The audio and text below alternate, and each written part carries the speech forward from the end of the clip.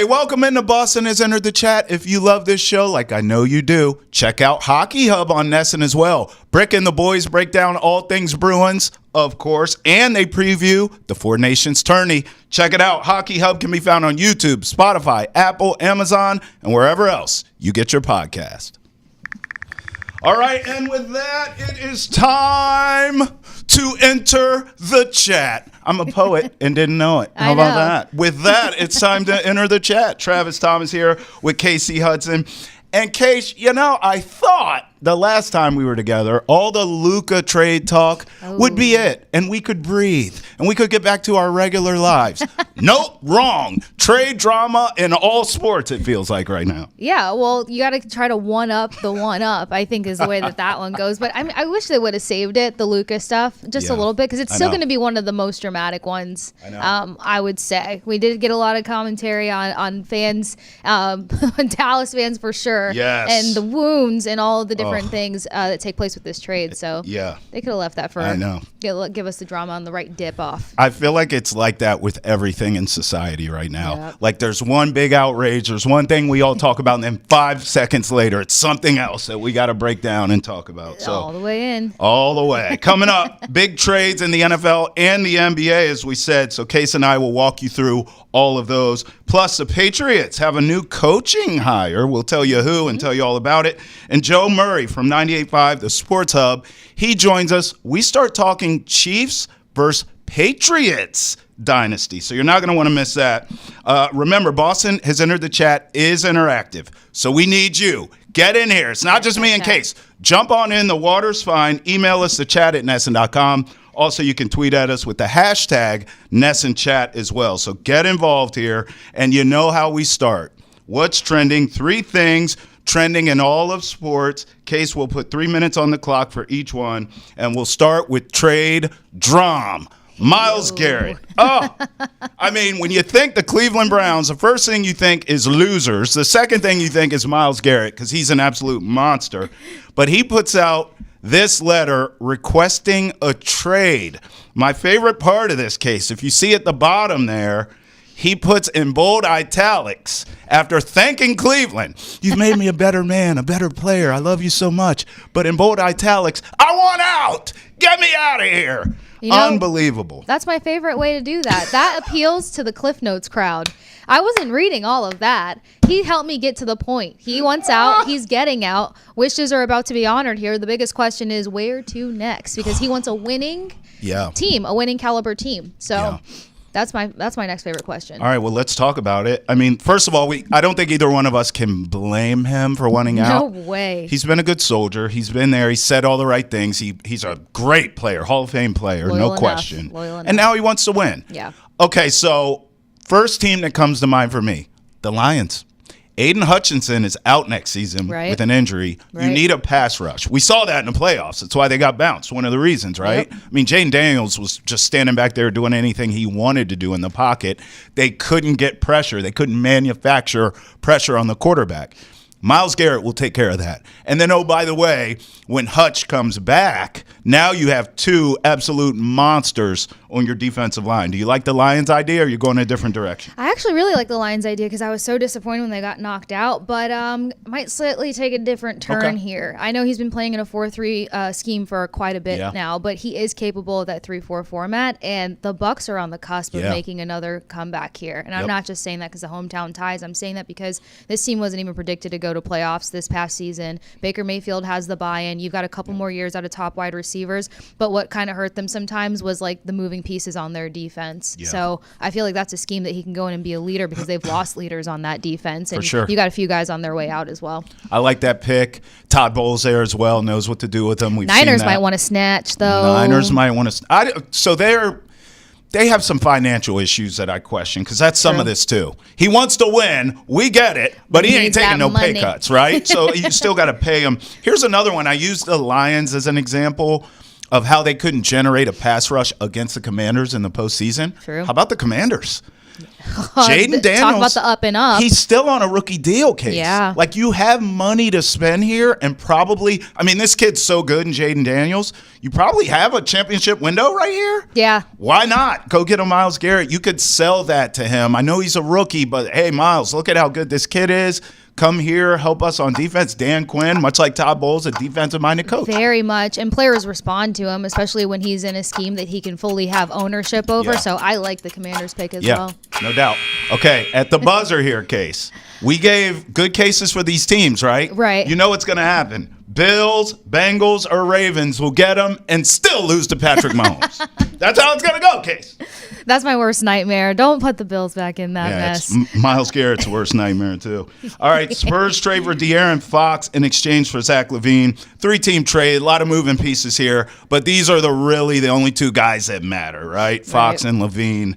So let's talk from a Spurs angle. Obviously, De'Aaron Fox had put out, indirectly, because he said, well, I never said that. And then he gets traded to the Spurs in 5 minutes. But he had put out he wanted out of Sacktown. Yep. He wasn't going to re-sign, and he wanted to go play alongside Wemby in San Antonio, so he gets his wish. So let's take the Spurs angle first, and then we can talk Kings with LaVine. Gotcha. Big win for the Spurs, right? Yeah, well, and on top of that, they're kind of like, I don't know if they're fully calling it a rebuild mode. Have you noticed teams don't like saying rebuild anymore? Yeah. But it's some of the young talent, and they're looking to kind of recreate or build out this dynasty. So you need those younger guys that are hungry to be there. And when you have that I want out trade and you want to go play somewhere else, and you have that buy-in, because for you to go there, it means you're going to have the buy-in that says this team is capable of placing me where I want to be and where I want to go. So I feel like that they're going to be trending in the right direction. And Wembyambe, I always say his name crazy, but you're talking about a talent that's only going to get better and better over time. So you want to play alongside this guy, learn his chemistry and skill set so that you guys can go off together. Completely agree. De'Aaron Fox's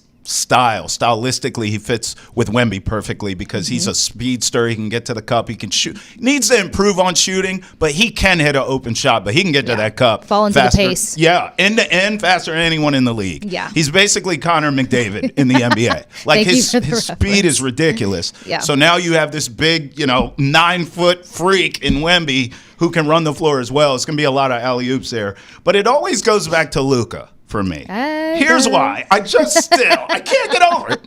The Mavericks could have got more. Zach LaVine and 3 first. Oh. I mean, the Kings, if you think about it, the Kings, De'Aaron Fox had the Kings' feet to the fire. I want out. I'm not re-signing. This is where I want to go. And they still got that haul for De'Aaron Fox. I mean, that's a win for the Kings, I think. And I look at this, and I still can't get over the Mavericks trading basically Luka, who's 25, straight up for AD. Like, it's ridiculous. I know they got a first rounder. That doesn't matter to me. Like, it's ridiculous. They should have got more for Luka, but I digress. As far as the Kings, I still think this is a decent team. Zach LaVine hasn't won anything in his career, but I do believe we'll get a chance to see him in the postseason now. I think LaVine, Sabonis, DeRozan style and LaVine style don't really mesh. They're both kind of mid-rangey guys. That's where my problem comes in with this trade. It is an issue. Yeah. It's an issue. It's going to clog things up. But I still think in terms of if you're just going generic big three and just talent, it's pretty good for Sacramento. Yeah, I'm kind of on the fence with this one because you mentioned a key thing there, like LaVine in the mix with DeRozan, and some people are drawing back to maybe like moments and chemistry from the Bulls and stuff, but like you didn't see enough between the two to have this whole spark to say as such. Yes. So it's going to be interesting to see how that builds out, in my personal opinion. We're going to watch it happen, but hey, good for the Spurs. The future's bright for them. It is. All right, the Patriots have hired Todd Downing as their wide receivers coach. So, I mean, here it is. I mean, I was a little surprised. So Downing was the Titans offensive coordinator under Vrabes. So he coached with Vrabes in Tennessee, and then he bounced around after that, Raiders and Jets in different capacities. I was a little surprised here, and I shouldn't have been because it's another Vrabel hire, so to speak, another one of his guys. They said it was going to happen. Yeah, but I just thought, I don't know, I was holding out hope for Wes Welker. And I know, like, Wes Welker did burn some bridges here in New England, but I just, as far as a wide receivers coach, nothing against Todd Downing. I'm sure he's going to be fine. But I wanted Wes Welker because in this receiving room right now, it's a bunch of young kids. And I just thought having a guy who played the position at a high level, who won at a high level in Wes, would make sense as far as a former player goes. But, hey, congrats to Todd Downing. I'm sure you'll be great. Now let's get some talent at the position, please. Right. You do need to bring this man talent. My only thing with the Welker approach is, like, I felt like he was such a unique wide receiver. He was. And so, like, I think more in terms of they have to have a guy who can bring in that developmental element in order for it to really pay off for these younger guys, and whoever they bring into that wide receiving room to help out may. But I guess some sparks of positivity when it comes to Downing and him joining this group. Looking at what he did when he got promoted to OC with the Titans after Arthur headed over to the Falcons, like, you're talking about a winning season out of the Titans for the most part. They end up topping the AFC South, sitting first, and then he started bringing in some good wins and some good play calling opportunities for the Titans. And there's some parallels here because they were a younger group when Vrabel was in the mix for the most part. So I think that he checks off that developmental mark. Vrabel in his press conference talked heavily about connection, relationship, and development in order to bring that fast-paced and aggressive offense. So knowing that you have a guy that you can trust in that capacity, it's one less thing he has to have his hand entirely over. Absolutely. He can be more of the CEO type and overseeing everything. Yeah, who doesn't love the CEO seat? Yeah, so. for sure. Listen, I'll say this. You have the number 4 pick in the draft. Do something with right? it. You have a ton of cash. You have this amazing young quarterback in Drake May who should only be scratching the surface to how great he could be. Mm-hmm. Please go get this guy some weapons. Like, just get if it's T. Higgins, great. If it's Travis Hunter, great. I'm at the point, Case, where I feel like I don't even care who it is. Just get me someone with talent who's a true number 1 wide receiver, because all these talent, kids. But fix that offensive line. True. I'm not saying you had to do one without the other. Good point. But can you get me both? Right. Can you get me both? Right. Because I look, at least one guy. That's my thing. Get me a bona fide number 1, because all the receivers they have here, they're young.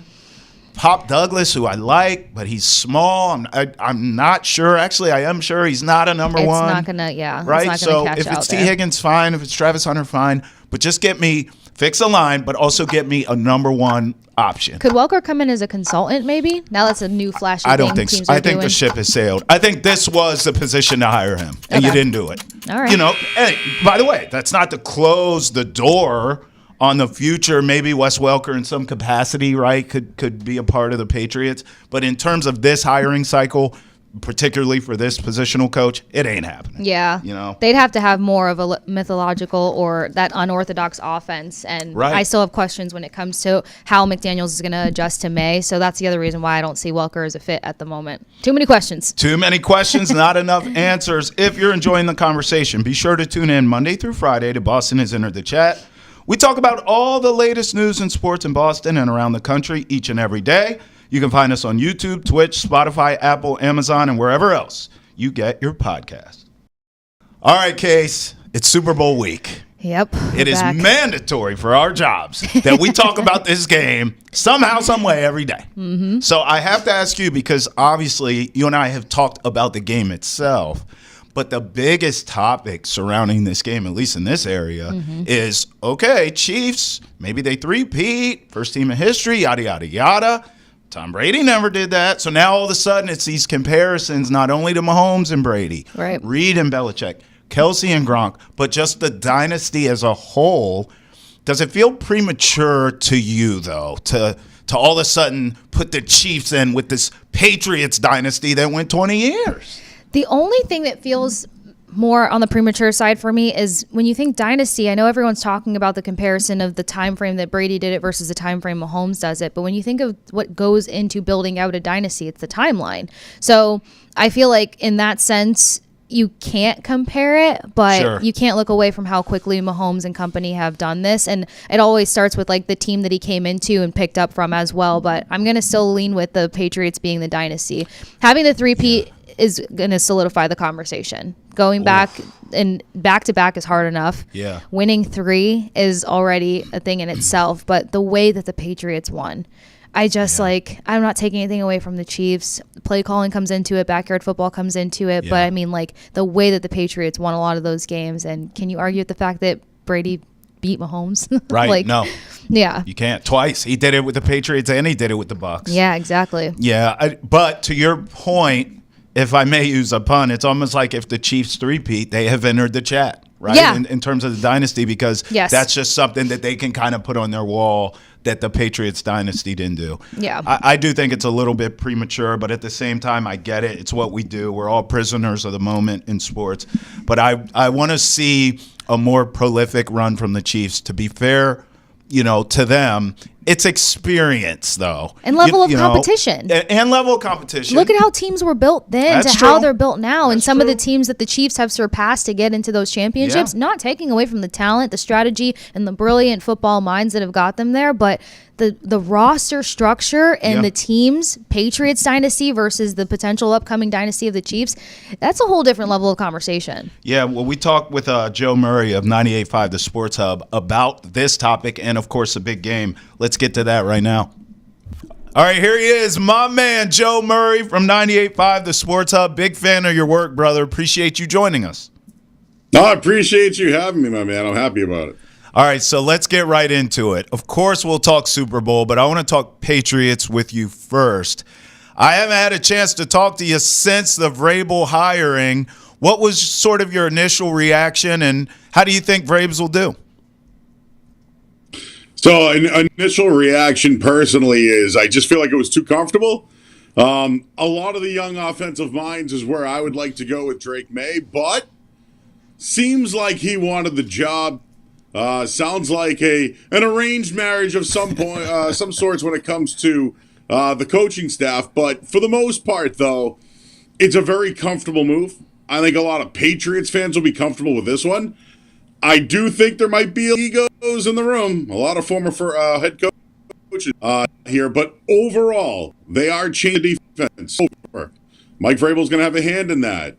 So, as far as bringing somebody in and bringing his own staff, they've let him do that outside of offensive coordinator. So, is it a bad hire? No. Defense, how many defensive coaches are in the Super Bowl right now? I just wanted to bring that point up. So, For everyone who's happy about it, at least we can be critical as well. Yeah, no question about it. And you brought up young offensive minds as it pertains to the head coach. Well, not only didn't you not get that as a head coach, but you didn't get it as an offensive coordinator either, because Josh McDaniels has been around the block for a while. What do you think of that mix? I mean, Josh McDaniels and Drake May, do you think it'll work, Joe? I think it will work because of the quarterback, not because of the offensive coordinator. I think they got something here with Drake. Time, if you look at it, one win in his career. He's made mistakes late. So, again, we've seen a small sample, but we've seen some ability.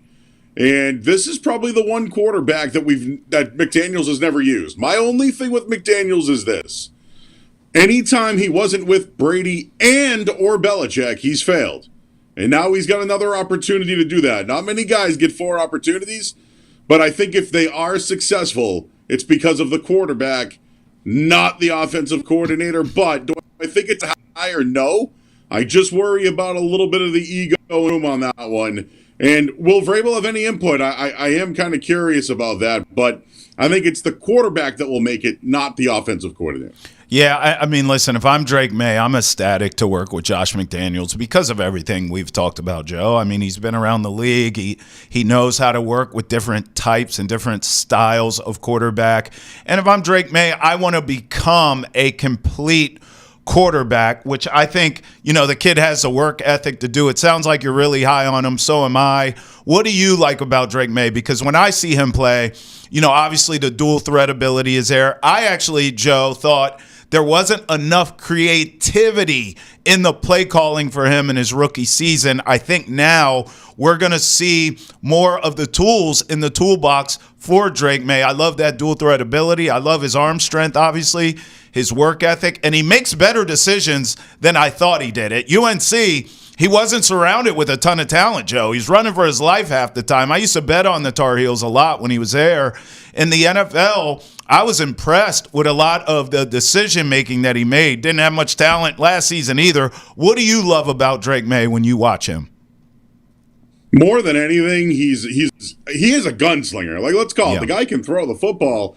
He's not afraid to make throws. And that's just the one thing I like about him. But will they be able to let him move a little bit more? Last year they put the handcuffs on him. And maybe because they didn't want him to get hurt, that's the reason. How can he incorporate his ability, but also not get injured? And I think it could be a big part of his game. I'm not saying he's Josh Allen or anything like that, but I think that if he can run for first downs, but also use his footwork to try to make big throws. In the preseason, we actually saw him make a nice little run to the outside and threw a touchdown. Now, there was a hold on the offensive line, which we still have a lot of question marks when it comes. But I think he makes all those things better. He'll make some receivers better. But this year, I think that the expectation is there that he can make big throws. Now, can he make big throws when it matters late in games? Something we really, besides that game in Tennessee, that was a prayer play.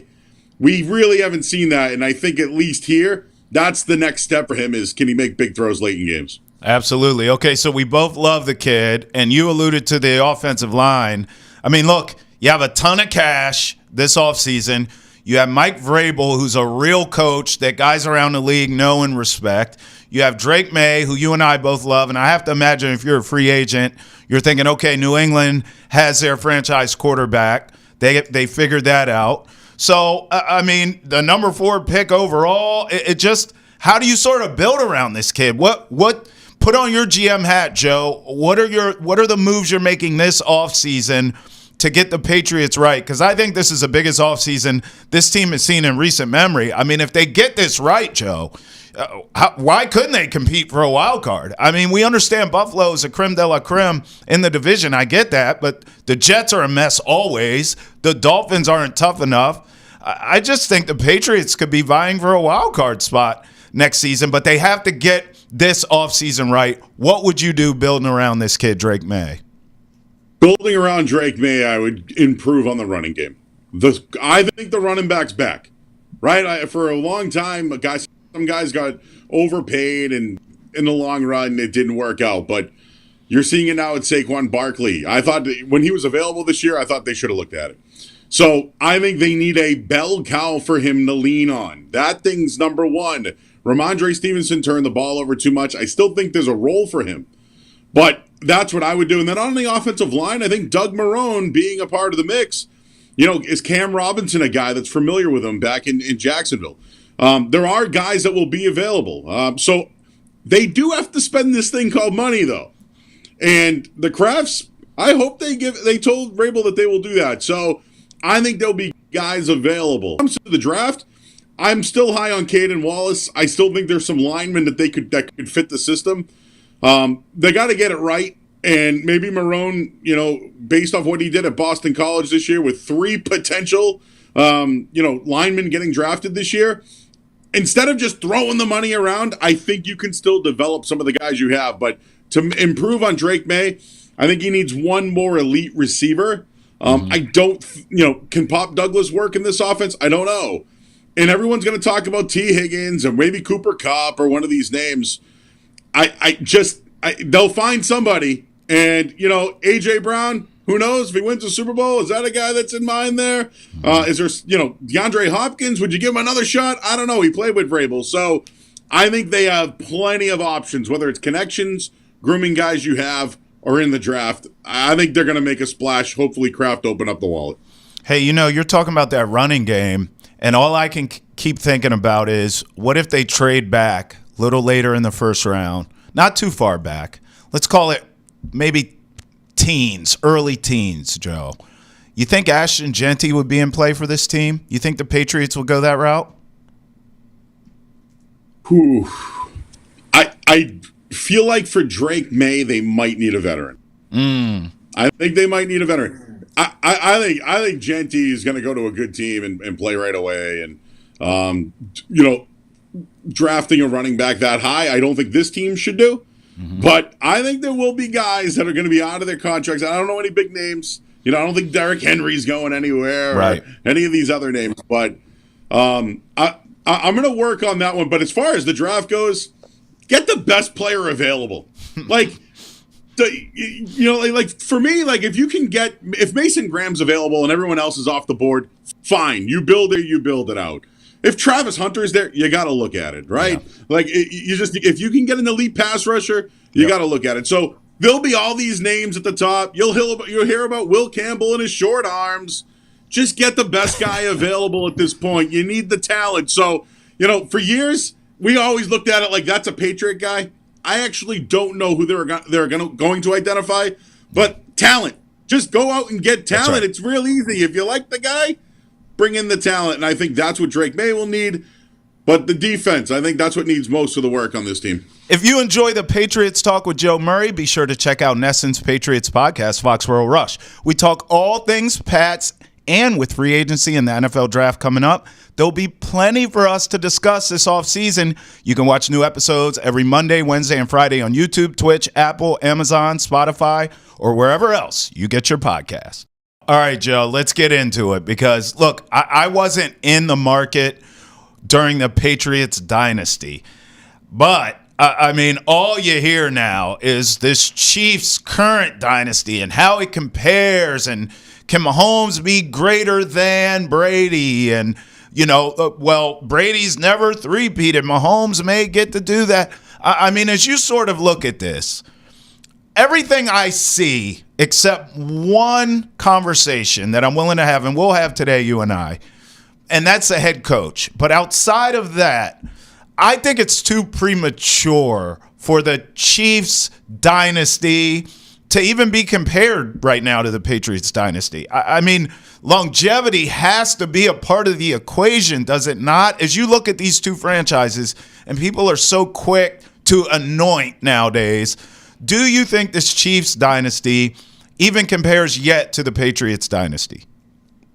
Long term, no, but I did give the Chiefs a lot of credit. They have an opportunity to win 3-0, and if they, you know what, they're made. Patrick Mahomes is the quarterback of all time already.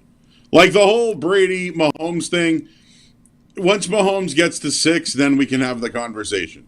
But if they win 3 in a row, like crown, and I'll but it's almost like the first part of the dynasty here. Like there was 2 different pieces, win 3 here, win 3 there, and then Brady went out on his own. The Chiefs are a good team. Like I don't want to discredit anything they've done. Great head coach. The way that they can just bring in pieces constantly, the way that they draft, like I just feel like they really have revolutionized the game to this point. And yeah, Tom Brady complained about the officials too. And quite frankly, I thought he was better at it than Patrick Mahomes. So yes, the Chiefs are a great team. I think the Chiefs should be crowned for what they've done. But when it comes long term, you got to get to 5 or 6 before we have these conversations. So are they like the first Patriots dynasty? Yes. Are they the Joe Montana and the 49ers winning 4? Yes. Mm-hmm. So they are a great team. But long-term dynasty overall, the Patriots did it for a long time, and I just don't fear the Chiefs at this point when it comes to that, because I don't think Mahomes needs to play as long as Tom Brady did. But I do respect him, and right now, 1-2, it's Brady Mahomes to me. I don't even need to see what happens in the game. Yeah, I agree. I actually think that's a bigger conversation that people aren't having. Start comparing Mahomes to his contemporaries for now. Compare him to Montana. Compare him to the Mannings. Everyone just skipped the line. It's like, well, Mahomes or Brady. Well, I'm going to take Brady for now, for sure. I actually disagree with you a bit. I think Mahomes could play as long as Brady, because he wants to be the GOAT, because he does want that. He has talked openly about that, and I think he understands part of that is going to be I need to play as long as he did. It takes me to, you remember Kobe.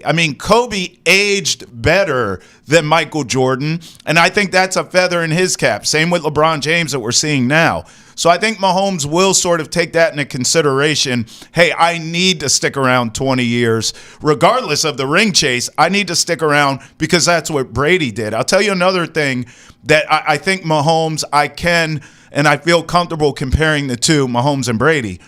I have seen Tom win with different iterations of the Patriots. You mentioned those early years. That was defense, right? Then it became Tom's show, and he won that way as well. We've seen that already in Mahomes' young career. They were high-flying, Tyreek Hill, Kelce, all these weapons. Now he's doing it with defense like Tom did. So, for that, I'll give Mahomes credit. But it does feel too premature right now in terms of the individuals, Mahomes and Brady. Mahomes has to do it for longer. What about Gronk and Kelce, Joe? I mean, from what I see, I think Gronk was the more overall well-rounded tight end, an all-time blocker. Kelce, not that he can't block, but he's not the blocker that Gronk was. But you could argue maybe the better receiver, right? Yeah, I think Kelce's great too. Listen, dude, no one's seen a tight end like Gronk since Dicka. All right, so it's hard to even the guy that could play like that, run like that. I think Travis Kelce's great, but if we're doing comps, right? Everything's a comp nowadays, right? You buy a house, you go here, you go there. Everything's a comp. It's Tony Gonzalez to me. These guys were great athletes, the old Chargers tight end, like Gates. These guys were freak athletes that used to play basketball. So, I mean, it's a completely, and not for nothing. Gronk was almost a robot towards periods of his career because he was so injured, off injured. So maybe Kelce gets credit for that. If we're just keeping it to Gronk and Kelce, I just think that when Gronk could dominate a game, and not that Kelce doesn't have 13 catches in games and is a big factor in it. You literally had to game plan for Rob Gronkowski. He's going to go down as one of the greatest tight ends of all time. Kelce will too, don't get me wrong, but Gronk was just a different beast, and I think it's the one guy you can truly relate to Tom Brady. He had Edelman, he's had Troy Brown, but Brady and Gronk, I mean Moss even too, right? Mm-hmm. But Brady and Gronk, that's the real connection there. Something that I just don't put Mahomes and Kelce on Brady and Gronk. Yeah, no doubt. I mean, by the way, you're spot on. Antonio Gates, Jimmy Graham is another one. Remember him? Tony Gonzalez. I would agree that Travis Kelce is in that class, and I would say he's at the head of that class. That's great company to be in. But I think Gronk stands alone. Now, here's where I'm willing to go. And I wonder if you agree with me. I am willing today, Joe Murray, to say that I believe, win or lose in this current Super Bowl, I think Andy Reid is the GOAT coach over Bill Belichick. And my reasoning is, Super Bowls, he wasn't winning them without Patrick Mahomes, but he was going to Super Bowls. He was winning NFC titles. He was winning division titles. He was a winning coach. His system is tried and true. Bill Belichick without Tom Brady didn't quite hit the same, did it? So I'm willing to give Andy Reid the nod over Bill Belichick as the GOAT coach. Is that fair, or am I nuts? You're not nuts, but just Bill Belichick found Tom. No different than Andy Reid finding Patrick Mahomes, right? Yeah. But I will say this, there's some things that Andy Reid I do like. He can really replace any running back and keep that thing going, right? Mm-hmm. He's been really great during the salary cap era. Mm-hmm. He's kept Steve Spagnuolo there. So all those things, credit. Unfortunately, I just think Bill Belichick was a difference maker in games. He also lost many coordinators over the years and had to continue to keep getting back there and winning. So I just feel like all those things, it really does fall on Belichick. I think he's still top dog. Mm-hmm. Winning, the wins thing is something I'm interested in. You talked about Mahomes being here long term. I think he's got that dad bod, bro. And at some point, I don't know, at some point, does he really, after we win 4, does he really want to go on 5? It's just, I don't know. I feel like he's a guy who can do things outside of football, like Tom Brady's doing now. Yep. But if we're just keeping it to the coach, it's still Belichick. There's a long way to go here. And I also think that Bill Belichick's body of work does match up. You got to add the Giant stuff. You got to add to where he started. You got to know where he failed. At least, Reid's had been to the Super Bowl and played with other guys and came from the Green Bay Packers system and all that stuff. I just think Belichick's just goes deeper and longer. And in the long run, I'll still take Belichick over Reid. Yeah, I want to see how the legacy plays out when the smoke clears on Andy Reid's career too, and how this conversation that we're having shapes out, because you know this as well as I do, Joe, likability is a big part of this stuff too. Bill now is likable doing the media and coaching college, and he's so fun. He's found the fountain of youth, Joe, if you feel me. But Andy Reid's been likable the whole damn time. And I just wonder, how that goes. Belichick ruled with an iron fist and with fear. And Andy Reid, I mean, I've interviewed several of players that used to play for him, and they love the guy. So I want to see how that plays out big picture, legacy-wise, once his career is done. All right, let's get to the actual game now. So you're going to talk about this all week, so am I. When I tell you, my friend, that I have flip-flopped more times on this game in a week than I care to admit, it is insane where I am right now. And of course I have permission to change this before we get to the actual game, Joe, but where I am now, I'm taking the Eagles. And you know what? I'm thinking about the Super Bowl when Tom was with the Bucs and he beat Mahomes in the Super Bowl. I look at this Eagles defense, particularly that front seven. I just think they can wreak havoc on this guy, Patrick Mahomes, not to the point where he's throwing picks all over the place, Joe, but he's just going to be uncomfortable. We've seen that before with him. And I just don't see the big plays being made for the Chiefs. I think this Eagles defense is the X factor in this game.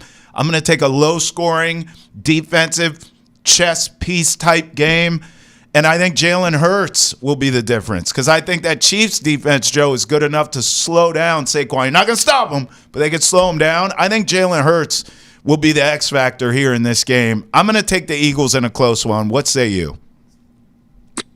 Well, the betting line opened at 1.5, and I'm waiting for all that Eagles money to come in. I'm going to wait for it, and if I can get the Chiefs at a dog, I'm on it. It's going to be really hard for me to go against history here. You make all valid points. I think everything about the Eagles defense is great. Their running back, etc., their receivers. In the end, though, I'm going to take coaching as the win. Give me Andy Reid all day. Nick Sirianni, and I think it's going to be a big gap.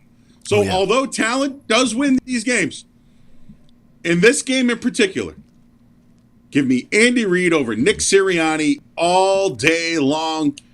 Chief Pete, baby. They're going to win 3 in a row. Yeah, I mean, listen, bro, if this is a close game and it's coming down to that, like, what do I call it, a chess match, right? And it's coming down to the strategy and managing the clock and figuring out all these things late game. Obviously, advantage Andy Reid there. That'll be just another tantalizing storyline in this game. I mean, we have a bunch of them.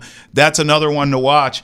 What are you most fired up for with this game outside of the game itself? Are you a Kendrick Lamar guy? You can't wait for halftime. Do you love the commercials? What kind of spread are we talking about for Super Sunday? Like, what's going on in Joe Murray's life on Super Sunday? What are we fired up for, brother? Honestly, I love to bet safeties, doinks, overtime, all those kind of things. So I'm in on that. All right. As far as like the game though, the Jalen Hurts thing's interesting. Like, guys, I've been there twice now. He's been a winner his whole career. He got that big contract. Like, if he can be the guy, they could certainly win. He was the best player in the last game. Yeah, he was between the both quarterbacks. So that's what I'm looking at. But for the most part, though, man, Super Bowl Sunday, I'm going to be hosting a big party as well. So it should be a good time, man. And you know what? I love, though, that there are these haters, whether it's Eagles or Chiefs. I just think that there's going to be a few more people rooting against the Chiefs. And that's why I kind of want to back them. Yeah, no, I feel you on that. And you talking about, Jalen Hurts. I'm a D-gen like you. I already placed my bet. I mean, Jalen Hurts plus 370 for MVP as of right now. I don't think it's the worst bet I've certainly placed worse bets than that. I think everyone has this conventional thinking that it will be Saquon if the Eagles win. But I actually think Jalen Hurts, to your point, a couple years back, he was the best player in that Super Bowl. He made one mistake, and that's why they lost the game. So I have to think that this guy with the chip on his shoulder, stoic as he is, focused as he is, he's going to come in and likely play a damn near perfect game, which maybe that's what he needs for the Eagles to pull this off, my man. So we'll see. Enjoy the big game. I'm sure we'll talk again before then. Joe, I appreciate you coming on the show, man. Hopefully we can get you on a lot more. I told you I'm a big fan of your work, brother. Appreciate it, Damian. We'll get you on the radio side as well. My man. You can catch new episodes of Hold My Banner breaking down all these crazy trades in the NBA every Wednesday and Friday on YouTube, Twitch, Apple, Amazon, Spotify, and wherever else you get your podcast. All right, Case, let's keep this trade talk talking because all this stuff around sports got us to thinking about the biggest trades that changed Boston sports history. Plot twist. All right, let's run through this little pop quiz here. Some of this stuff happened before our time. I know. I feel like this is also my induction into Boston. It's like, welcome. Hello. Tell us about the history. How much did you hate this trade? I know. All right, so here's one right off the gate here. Mm-hmm. The Red Sox trading Babe Ruth to the Yankees.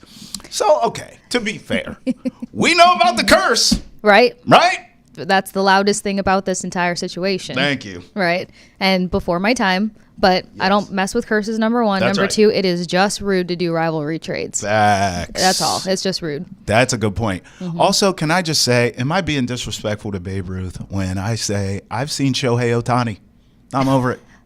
I don't know if you're allowed to say that yet. I mean, I'm just saying. I've seen Shohei. There is no debate. I'm sorry.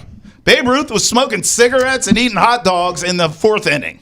Like, I watch Shohei do every damn thing. Oh, my gosh. He does everything. Like, he does everything.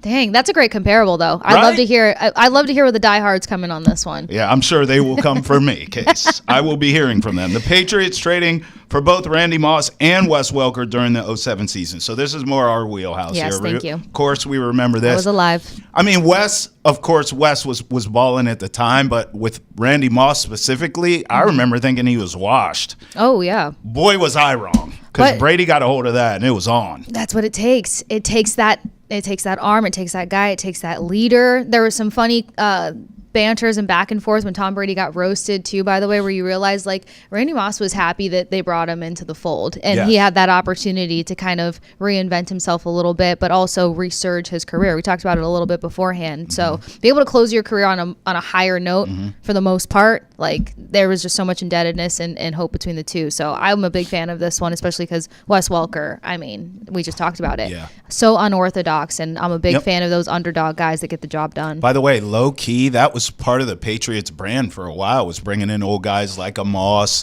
a Corey Dillon, and sort of resurrecting their careers. Yep. How about this one to hockey? Bruins trade goalie Ron Graham to the Kings for a first-round pick, flipping that into Ray Bork.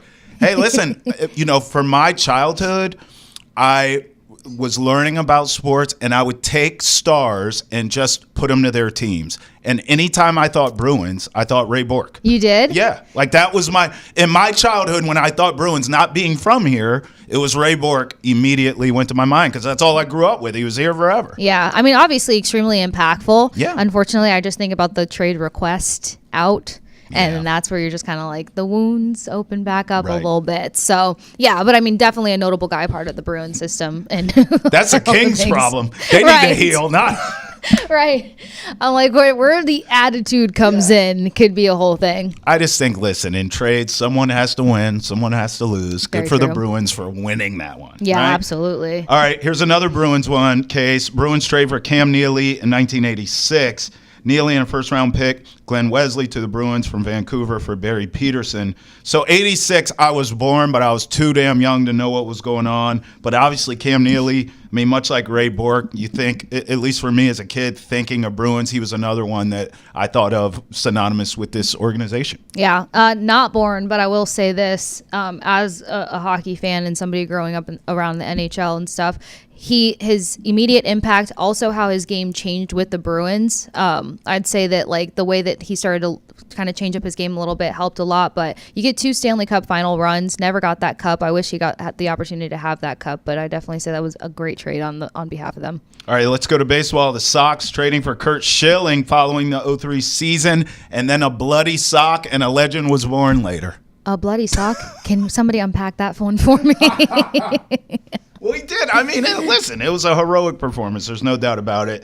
And there's no question that curse we talked about with Babe is not lifted without Curt Schilling, clearly. So you got to give him props for that. Celtics trade for both Ray Allen and Kevin Garnett just 3 days apart in 2007. I definitely remember this one because Kevin Garnett, during his career, was my favorite NBA player. And I remember thinking kind of what we talked about with Myles Garrett. Like, damn, he's finally going to win. Yeah. I assumed the championship. He did get one. Yep. But just the fact that he was going to be in the playoffs and having a chance to do anything, because in Minnesota, he's putting up numbers and losing games, Kate. Right. Well, that's the other thing is, like, sometimes you have these trades and you're like, oh, he's finally a part of a team and an organization where he can win, and then the winning doesn't happen, or it's that close but no cigar. So the fact that he collected a championship, like, I feel you on that one. But more importantly, this trade, what I like most about it is you got two guys that immediately impactful, and their numbers in the finals when they won the championship, it's just like you could tell how hungry they were to finally get that, and the fact that Boston brought it to him. Red Sox send Mookie Betts and David Price to the Dodgers for Alex Verdugo, Jeter Downs, and Connor Wong. I mean, listen, this is one Sox fans talk about constantly. We know Mookie has been happy and very successful in L.A., but it always comes back to money. Right. And so that when I think of that trade and how people get upset, I'm just like, listen, he didn't want to resign. He didn't want to be here. Whatever side you believe in it, you got to make a move. They got back what they thought they could.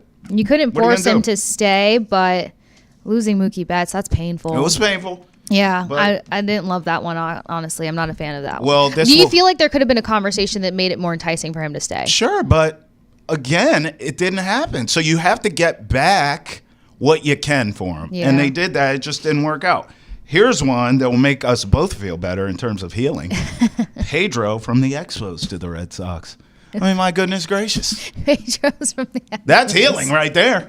It feels, I felt zen just as it came off the tongue. Pedro is the Red Sox case. Pedro and Papi are the Red Sox. Yeah.